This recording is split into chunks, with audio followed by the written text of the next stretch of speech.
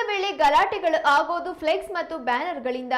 ಇನ್ನೊಬ್ಬರಿಗೆ ಪ್ರಚೋದನೆಯಾಗತ್ತಾ, ಇನ್ನೊಬ್ಬರ ಭಾವನೆಗೆ ಧಕ್ಕೆ ಆಗತ್ತಾ ಅಂತ ಯೋಚನೆ ಮಾಡಬೇಕು ಎಂದು ಎಸ್ಪಿ ಮಿಥುನ್ ಕುಮಾರ್ ಹೇಳಿದ್ದಾರೆ. ಗಣಪತಿ ಹಬ್ಬ ಹಾಗೂ ಈದ್ ಮಿಲಾದ್ ಪ್ರಯುಕ್ತ ಸಾಗರ ಪಟ್ಟಣದಲ್ಲಿ ಶಾಂತಿ ಸಭೆ ನಡೆಸಲಾಯಿತು.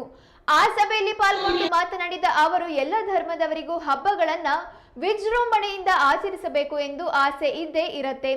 ಎಲ್ಲ ಹಬ್ಬ ಹರಿದಿನಗಳಲ್ಲೂ ನೀವು ಹಾಕುವ ಫ್ಲೆಕ್ಸ್, ಬ್ಯಾನರ್ ಹಾಗೂ ಸೋಷಿಯಲ್ ಮೀಡಿಯಾಗಳಲ್ಲಿ ಮತ್ತೊಂದು ಕೋಮಿಗೆ ನೋವಾಗದ ರೀತಿಯಲ್ಲಿ ಹಾಕಬೇಕು ಎಂದರು. ಒಂದು ವೇಳೆ ಕೋಮು ಸೌಹಾರ್ದತೆಗೆ ಧಕ್ಕೆ ಬಂದರೆ ಕಠಿಣ ಕಾನೂನು ಕ್ರಮ ಕೈಗೊಳ್ಳಲಾಗಿ ಎಚ್ಚರಿಕೆ ನೀಡಿದರು. ಎಲ್ಲ ಸಮಾಜದ ಮುಖಂಡರು ಈ ಶಾಂತಿ ಸಭೆಯಲ್ಲಿ ಪಾಲ್ಗೊಂಡಿದ್ದರು. ಸಾಗರ ಉಪವಿಭಾಗದ ಮುಂಬರುವ ಗಣಪತಿ ಹಬ್ಬ ಹಾಗೂ Eid Milad Shri Mahabaleshwar SN police inspector Sagara ಗ್ರಾಮಾಂತರ ಠಾಣೆಯವರು.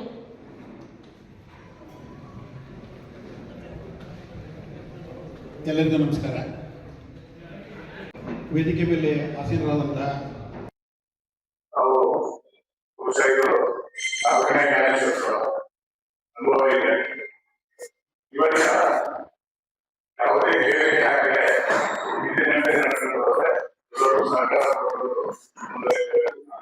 ಕಳೆದ 15 ವರ್ಷಗಳಲ್ಲಿ ಯಾವ ರೀತಿ ಪ್ರಕರಣಗಳಾಗಿದ್ದಾವೆ, ಯಾವುದಕ್ಕೋಸ್ಕರ ಪ್ರಕರಣಗಳಾಗಿದ್ದಾವೆ ನೋಡಿದಾಗ ಇದರ ಫ್ಲೆಕ್ಸು ಅಥವಾ ಬ್ಯಾನರ್ಸು ಅಥವಾ ಯಾವುದೋ ಒಂದು social media post at least 90% issues ಆಗಿರೋ ನಿಂತಿದೆ. ಅದಕ್ಕೋಸ್ಕರ ಈ ಸಲ ನಾವೇನ್ ಹೇಳ್ತಾ ಇದೀವಿ, ಹೋದ್ಸಲಿನೂ ಇತ್ತು, ಈ ಸಲ ಇನ್ನೂ ಹೆಚ್ಚು ಬಿಗಿ ಮಾಡಿರೋದು ಏನಂತಂದ್ರೆ, ಯಾವುದೇ ಫ್ಲೆಕ್ಸು ಬ್ಯಾನರ್ಸು ಹಾಕುವಾಗ ಏನೋ ನಮ್ಮ ಅಪ್ರೂವಲ್ ತಗೋಬೇಕು ಅಂತಲ್ಲ, ನಮ್ ಕನ್ಕರೆನ್ಸ್ ಇದೆ. ಸೊ ದಟ್ ಕೆಲವೊಂದು ಬಾರಿ ಏನಾಗ್ತದೆ, ಯಾವ ಫ್ಲೆಕ್ಸ್ ಹಾಕ್ಬೇಕು ಯಾವ್ದು ಹಾಕಬಾರ್ದು ಅಂತ ನೀವೇ ಡಿಸೈಡ್ ಮಾಡ್ಕೊಂಡು ಅದೇನಾದ್ರೂ ಇನ್ನೊಂದು ಕೋಮಿಗೆ ಪ್ರಚೋದನೆ ಆಗ್ತದಾ ಅಥವಾ ಇನ್ನೊಂದು ಕೋಮಿಗೆ ನೋವುಂಟು ಮಾಡುತ್ತಾ ಅನ್ನೋದನ್ನ ನಾವು ಸ್ವಲ್ಪ ಗಮನ ಹರಿಸ್ಕೊಂಡು ಚೆಕ್ ಮಾಡಿ. ಆಮೇಲೆ ಯಾರಾದ್ರೂ ಸುಳ್ಳು ಪೋಸ್ಟ್ಗಳನ್ನ ಮಾಡೋದು, ಫೇಕ್ ನ್ಯೂಸ್ ಏನಾದ್ರು ಮಾಡೋದು, ಇದನ್ನ ಹರಿಬಿಡೋದು, ಸಾರ್ವಜನಿಕರ ನೆಮ್ಮದಿಗೆ ಹಾಳು ಮಾಡ್ತಕ್ಕಂಥ ಕೆಲಸ ಮಾಡೋದು ಏನಾದ್ರು ಮಾಡ್ಕೊಂಡ್ರೆ ಅವ್ರ ವಿರುದ್ಧ ನಿರ್ದಾಕ್ಷಿಣ್ಯ ಕ್ರಮ ತಗೊಳ್ತಾರೆ. ಇವಾಗ ಸಾಕಷ್ಟು ಈ ವರ್ಷನೇ 32 ಪ್ರಕರಣ ನಮ್ಮ ಜಿಲ್ಲೆಯಲ್ಲಿ ನಾವು ಮಾಡಿದ್ವಿ.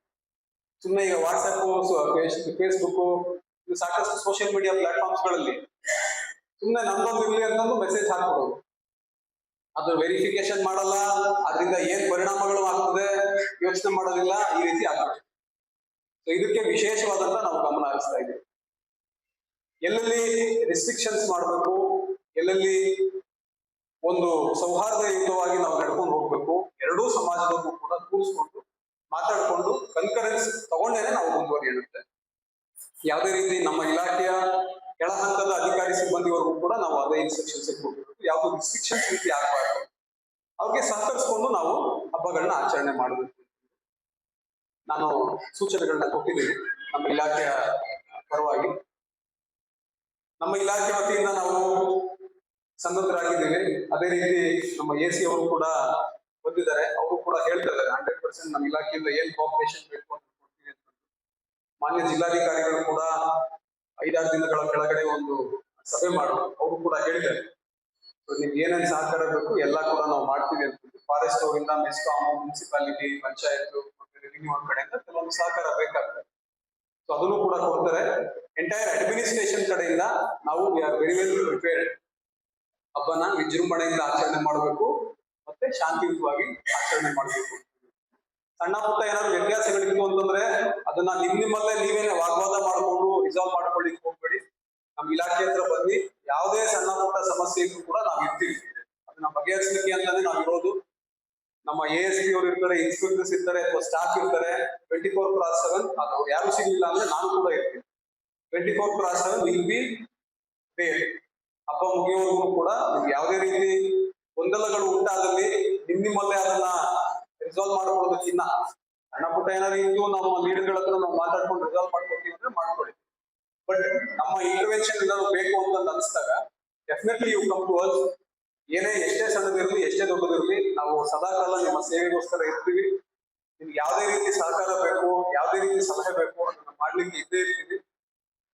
ಕೊನೆಯದಾಗಿ ಎಲ್ಲರಿಗೂ ಗಣಪತಿ ಹಬ್ಬದ ಮತ್ತು ಈದ್ ಮಿಲಾದ್ ಹಬ್ಬದ ಶುಭಾಶಯಗಳನ್ನ ಮುಂಚಿತವಾಗಿ ನಾನು ತಿಳಿಸ್ತೀನಿ. ಮತ್ತೊಮ್ಮೆ ಬರ್ತೀನಿ ಸಾಗರಕ್ಕೆ, ಒಂದ್ 2-3 ಬಾರಿ ಬರೋದಿದೆ ನಾನು. ಎಲ್ಲರೂ ನಮ್ಮನ್ನ ಒಳ್ಳೆ ರೀತಿಯಲ್ಲಿ ಆಚರಣೆ ಮಾಡೋಣ ಅಂತ ಹೇಳ್ತಾ, ಸಾಗರ ಯಾವ್ದಾವ್ದು ಹೆಸರುವಾಸಿಯಾಗಿದೆ ಅದರ ಆ ಒಂದು ಉದ್ದೇಶಗಳನ್ನ ಸುಮಾರು 1,000 ಕ್ಯಾಮ್ರಾಗಳನ್ನ ಈ ವರ್ಷದಲ್ಲಿ ನಾವು ಪ್ರೊಕ್ಯೂರ್ಮೆಂಟ್ ಮಾಡ್ತೀವಿ. ಎಲ್ಲೆಲ್ಲಿ ಸೆನ್ಸಿಟಿವ್ ಜಾಗಗಳಿರ್ತವೆ, ಎಲ್ಲೆಲ್ಲಿ ಮೆರವಣಿಗೆ ಹೋಗುತ್ತೆ, ಅಥವಾ ಯಾವುದೋ ಒಂದು ಸೆನ್ಸಿಟಿವ್ ಏರಿಯಾ ಇರುತ್ತೆ, ಯಾರೋ ಅಲ್ಲಿ ಬಂದು ಸಮಸ್ಯೆ ಮಾಡಬಹುದು ಅಂತಂದು ನಮ್ಮ ಗಮನಕ್ಕೆ ಬಂದಿರುತ್ತೆ. ಇಂಥ ಕಡೆ ಎಲ್ಲ ಕೂಡ ವಿಶೇಷವಾಗಿ ನಾವು ಕ್ಯಾಮ್ರಾಗಳನ್ನ ಹಾಕಿಸ್ತೀವಿ. ಸೊ ಯಾರು ಎನ್ಕರೇಜಿಂಗ್, ಸೊ ಮುಖಂಡರು ಯಾರ್ಯಾರು ಬಂದಿದ್ದೀವಿ ತಾವೆಲ್ಲರೂ ಕೂಡ ನಾನು ತಿಳಿಸೋದೇನಂದ್ರೆ, ಎಲ್ಲೆಲ್ಲಿ ಸಾಧ್ಯವಾಗ್ತದೆ ಅಲ್ಲಿ ಕ್ಯಾಮ್ರಾ ಹಾಕಿಸ್ಕೊಂಡ್ರೆ ತಮಗೆ ಒಳ್ಳೆಯದಾಗುತ್ತೆ. ಮೂರನೇ ವಿಚಾರ, ನಾನು ಶಿವಮೊಗ್ಗ ಆಗಲಿ, ಸಾಗರ ಆಗಲಿ, ಭದ್ರಾವತಿ ಆಗಲಿ, ಎಂಟೈರ್ ನಮ್ಮ ಜಿಲ್ಲೆನಲ್ಲಿ ನಾನು ನೋಡಿರೋದೇನಂದ್ರೆ, ಕಳೆದ 10-15 ವರ್ಷಗಳಲ್ಲಿ ಯಾವ ರೀತಿ ಪ್ರಕರಣಗಳಾಗಿದ್ದಾವೆ, ಯಾವುದಕ್ಕೋಸ್ಕರ ಪ್ರಕರಣಗಳಾಗಿದ್ದಾವೆ ಅಂತ ನೋಡಿದಾಗ ಇದರ ಫ್ಲೆಕ್ಸು ಅಥವಾ ಬ್ಯಾನರ್ಸು ಅಥವಾ ಯಾವುದೋ social media post at least 90% issues ಆಗಿರೋದು. ಅದಕ್ಕೋಸ್ಕರ ಈ ಸಲ ನಾವೇನು ಹೇಳ್ತಾ ಇದೀವಿ, ಹೋದ ಸಲಿನೂ ಇತ್ತು.